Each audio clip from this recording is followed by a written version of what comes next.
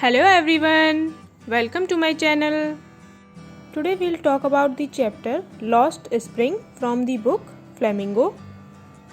Anish Jung 1964 was born in Rourkela and spent her childhood and adolescence in Hyderabad. Anish जंग का जन्म रुरकेला में हुआ था 1964 में और उन्होंने अपना बचपन और किशोरावस्था हैदराबाद में बिताई. She received her education in Hyderabad and in the United States of America. उन्होंने हैदराबाद और संयुक्त राज्य अमेरिका यूएसए में अपनी शिक्षा प्राप्त की. Her parents were both writers, उनके माता पिता दोनों लेखक थे. Anees Jung began her career as a writer in India. Anees Jung ने भारत में एक लेखक के रूप में अपने करियर को स्टार्ट किया. She has been an editor and columnist for major newspapers in India and abroad and has authored several books. वह भारत और विदेशों में प्रमुख समाचार पत्रों के लिए संपादक और कॉलमिस्ट यानी समीक्षक रही हैं और उन्होंने कई किताबें लिखी हैं. The following is an excerpt from her book titled lost spring stories of stolen childhood. यह उनकी बुक का एक एक्सर्प्ट यानी पार्ट या अंश है जिसका टाइटल है द लॉस्ट स्प्रिंग मीन्स खोया वसंत, स्टोरीज ऑफ स्टोलन चाइल्डहुड चोरी बचपन मीन्स ऐसा बचपन जो चोरी हो चुका है. Background of the story. The story Lost Spring deals with the deplorable condition of poor children who get forced to miss the simple joyful moments of childhood because of their socio-economic conditions. Lost Spring story गरीब बच्चों की दयनीय स्थिति से संबंधित है जो अपनी सामाजिक आर्थिक परिस्थितियों के कारण बचपन से सरल आनंदमय क्षणों को मिस करने के लिए मजबूर हो जाते हैं. These children are not given the opportunity of schooling and are compelled to start work early in life. इन बच्चों को स्कूली शिक्षा का अवसर नहीं दिया जाता है और उन्हें जीवन में जल्दी काम शुरू करने के लिए मजबूर किया जाता है. मीन्स यहाँ चाइल्ड लेबर की बात हो रही है. Now chapter lost spring. 2 parts हैं इस स्टोरी के. फर्स्ट पार्ट में साहिब नाम के बच्चे के बारे में बात हो रही है और सेकंड पार्ट में मुकेश नाम के बच्चे के बारे में. तो the first part of the story that is sometimes I find a rupee in the garbage starts with. First part जो है वो स्टोरी का वो कैसे स्टार्ट हो रहा है. Sometimes I find a rupee in the garbage. 1 रुपया मिल जाता है कभी कभी गार्बेज में, कभी कभी मुझे कचरे में 1 रुपया मिल जाता है. ऐसे स्टार्ट हो रहा है first part. Why do you do this?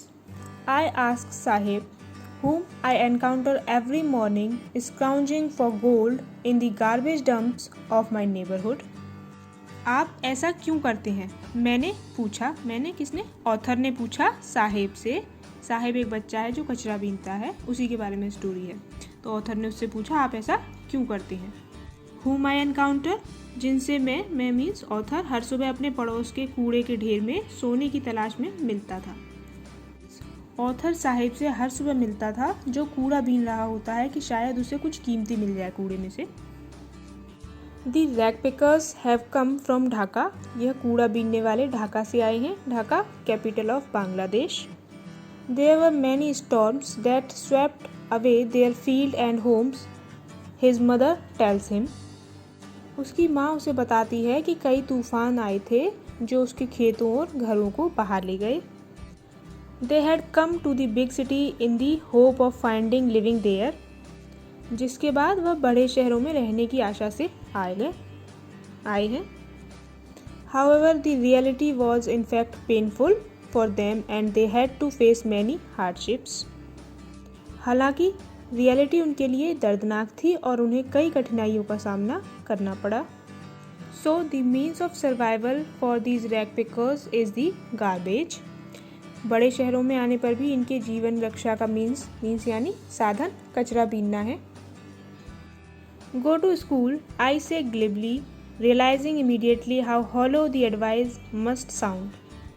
School जाओ, ऑथर ने कहा तुरंत ही यह रियलाइज़ करते हुए कि यह कितनी खोखली एडवाइस थी.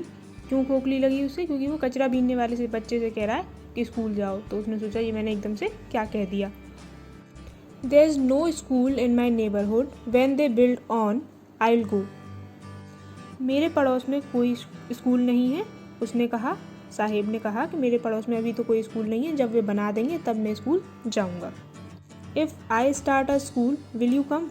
I ask half joking. Yes, he says smiling broadly. अगर मैं स्कूल स्टार्ट कर दूं, ऑथर ने कहा, अगर मैं स्कूल स्टार्ट कर दूं तो क्या तुम आओगे? मजाक के लहजे में उसने कहा। तो साहिब ने आंसर दिया, हाँ, बड़ी सी स्माइल के साथ। फिर थोड़े टाइम के बाद साहिब ऑथर से पूछता है कि आप कब स्कूल स्टार्ट कर रहे हैं? और ऑथर कहता है, मैं तो उस दिन मजाक कर रहा था, मैं कोई स्कूल स्टार्ट नहीं करने वाला हूँ। और बाद में ऑथर को इस बात का बुरा भी लगता है कि मैंने उस बच्चे को फॉल्स होप या फॉल्स प्रॉमिस कर दिया, जो कि गलत है। After months of knowing him I ask him his name. Sahib Alam, he announces, means Lord of universe. उसे जानने के कुछ मंथ्स बाद मैंने उसका नाम पूछा उससे, तो उसने बताया साहिब आलम, जिसका अर्थ होता है ब्रह्मांड का भगवान। और फिर ऑथर ने नाम सुनने के बाद मन में सोचा कि अगर इस बच्चे को अपने नाम का मीनिंग पता होता तो वह सोचता कि यह उसके जीवन के बिल्कुल विपरीत है। Why aren't you wearing chappals? I ask one. आप चप्पल क्यों नहीं पहन रहे हैं? ऑथर ने कचरे बीनने वाले बच्चे से पूछा, आप चप्पल क्यों नहीं पहन रहे हैं? उनमें से एक ने कहा कि उसकी माँ उसको सेल्फ के ऊपर से उतार कर नहीं देती है और मेरा वहाँ तक हाथ नहीं पहुँचता है। दूसरे ने कहा, मेरी माँ दे भी देगी तो भी मैं नहीं पहनूंगा, क्योंकि वह जोड़ी में नहीं है, मीन्स एक ही चप्पल है और मैं उसे नहीं पहनना चाहता। तीसरे बच्चे ने कोई आंसर नहीं दिया और पैर हिला दिए। यहाँ पर ऑथर इन बच्चों की सिचुएशन को समझाने के लिए एक एग्जाम्पल देता है। उडुपी, यानी कि कर्नाटक का एक शहर है उडुपी, वहाँ एक आदमी द्वारा उसे बताई गई कहानी सुनाता है। एक बच्चा डेली मंदिर में भगवान से जूतों के लिए प्रे करता था और एक बच्चा स्कूल के बाद जूते उतारकर उल्टे सीधे फेंक देता था। लास्ट में भगवान उस बच्चे की सुन लेते हैं और उसे जूते मिल जाते हैं। मीन्स ऑथर ये समझाना चाहती है कि कभी कभी जिन चीज़ों की हमें कदर नहीं होती, वहीं दूसरे लोग उन चीज़ों के लिए प्रे कर रहे होते हैं। My acquaintance with the barefoot rag pickers leads me to Simapuri, a place on the periphery of Delhi yet miles away from it metaphorically. नंगे पांव कूड़ा बीनने वालों से मेरा परिचय मुझे सीमापुरी ले जाता है, जो दिल्ली की सीमा में है लेकिन उससे मीलों दूर है। मीन्स यहीं ये रैग पिकर्स रहते हैं अपनी झुग्गी झोंपड़ियों में और इन्हें यहाँ राशन वगैरह भी मिल जाता है, उपलब्ध कराया जाता है, इसलिए ये सब यहाँ खुश हैं। उसके बाद ऑथर बताती है, one winter morning I see Sahib is wearing tennis shoe that looks strange over his discolored shirts and shorts. Someone gave them to me, he says in the manner of an explanation, the fact that they are discarded shoes of some rich boy. एक सुबह author ने देखा कि Sahib tennis शू पहने हैं जो उसकी फीकी शर्ट और निक्कर पर अजीब लग रहे हैं। किसी ने मुझे दिए हैं, वह समझाने वाले लहजे में कहता है साहिब ऑथर से कि ये मुझे किसी ने दिए हैं, जबकि फैक्ट क्या था कि वह किसी अमीर लड़के ने रिजेक्ट कर दिए थे क्योंकि उनमें छेद हो गया था, होल हो गया था। I now work in a tea stall down the road, he says, pointing in the distance. I am paid 800 rupees and all my meals. उसके बाद साहिब एक बार ऑथर को बताता है कि अब वह चाय की दुकान पर काम करता है और इशारा करते हुए वो दिखाता है कि सड़क किनारे कि मैं चाय की दुकान पर काम करता हूँ, मुझे 800 रुपये मिलते हैं और तीनों टाइम का ऑल मील्स, तीनों टाइम का खाना भी मिलता है। Does he like the job? I ask. Author पूछता है, क्या तुम्हें ये जॉब पसंद है? क्योंकि ऑथर को लगता है कि sahib is no longer his own master. अब ऑथर को ये लगता है कि एक कचरा बीनने वाले के रूप में साहिब अपना खुद का बोरा उठाता था और वह खुद अपना मालिक था। अब क्या हुआ है? अब वह अपना मालिक नहीं रहा है, किसी और का नौकर बन गया है।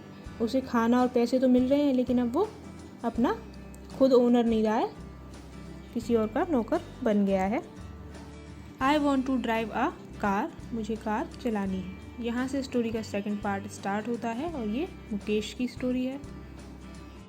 The second part explores the life of Mukesh. Second part Mukesh की लाइफ को एक्सप्लोर करता है, यानी उसके बारे में छानबीन करता है उसकी लाइफ के बारे में। Mukesh is a boy who belongs to the family of bangle makers. Mukesh एक लड़का है जो चूड़ी बनाने वालों की फैमिली से बिलोंग करता है।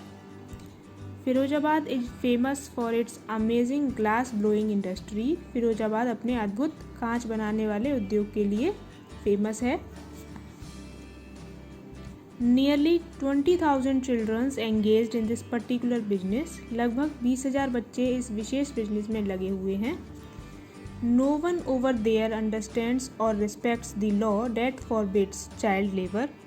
वहाँ पर कोई भी उस कानून को ना समझता है और ना उसका सम्मान करता है जो बाल श्रम को मना करता है। Moreover the living condition as well as the working environment are both horrendous. इसके अलावा वहाँ रहने की स्थिति और साथ ही काम करने का माहौल दोनों ही भयानक हैं। The women in the household consider it to be their destiny और फेट। घर की औरतें इसे अपना भाग्य और नियति समझती हैं।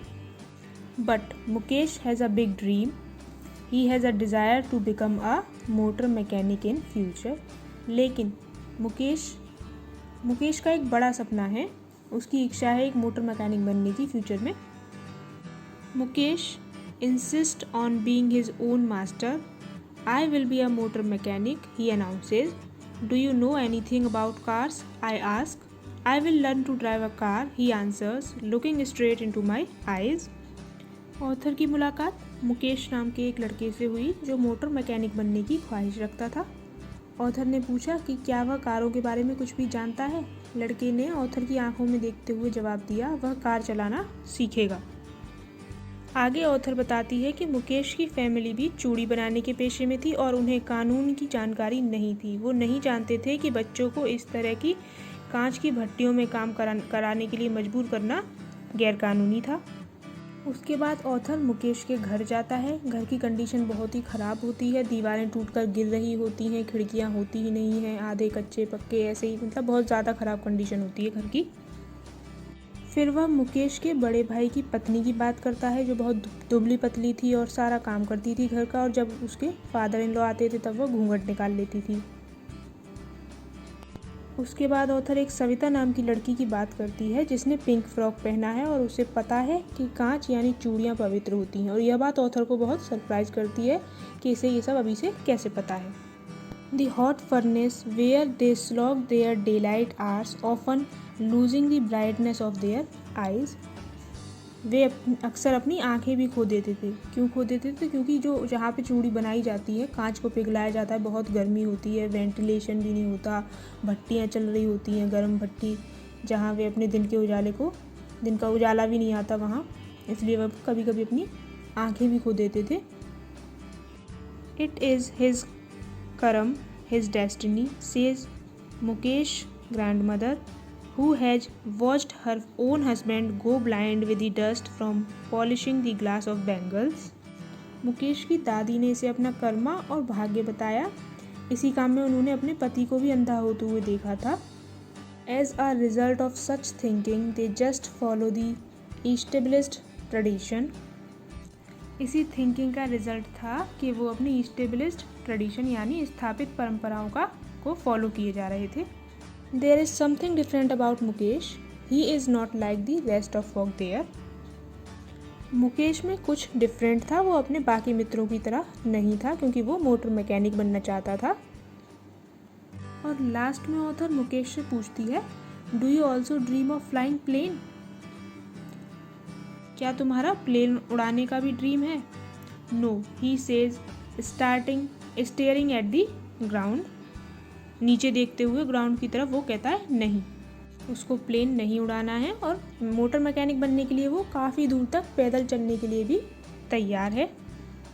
और तभी few aeroplanes fly over Firozabad के ऊपर कुछ एयरप्लेन्स उड़ने की आवाज़ आती है और इसी के साथ स्टोरी एंड होती है।